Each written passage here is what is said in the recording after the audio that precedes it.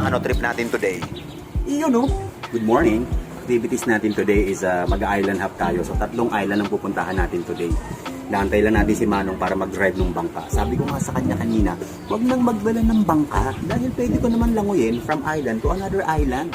Ginagawa ko yun dati sa San Juan pagbaha eh. Tsaka, siyempre hindi ko na pa-practice yung freestyle and backstroke. Diba? Waiting tayo kay Manong. So nandito na yung bangka. Tara, unahin na natin yung puntahan yung Anawangin na isla, tapos Capones, tapos Camara. Okay na tayo. Grabe init. Pero sige, tara, trip lang.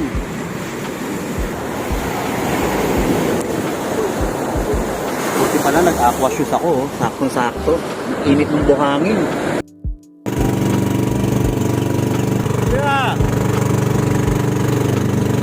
Nakaka-relax talaga at ang lakas maka-unwind ng mga ganitong activities at trip. Hindi ka mapapagod eh. Ang gaganda ng mga tanawin na bubungad sa'yo. Mga kabiyahe, unang destinasyon. Welcome to Anawangin Cove. First island, Anawangin. Ito yung vibe niya. Pwede para siyang para siyang Puerto Galera, White Beach.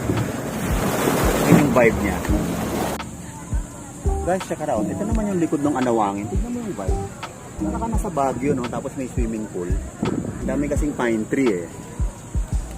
Tara, ikutin natin mga kabiyahe. Oh, nice! Look at that! Check it out! Panalo ang beach ng Anawangin Cove. Tignan mo naman. Diba?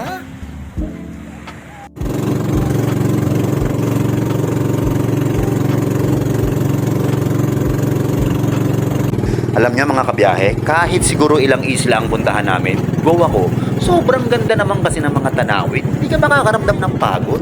Chill na chill ka lang eh. Ito naman yung Capones Island.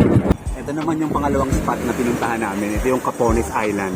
Meron akong trivia sa inyo. Lahat na nagpupunta rito, kinakapon.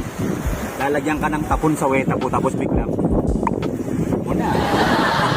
Swimming na tayo. Diyan ka magaling sa katarantaduhan. Grabe, White Beach. Panalo din ang Capones Island. Tara, puntahan naman natin ang isla ng Camara. Last destination, isla ng Camara.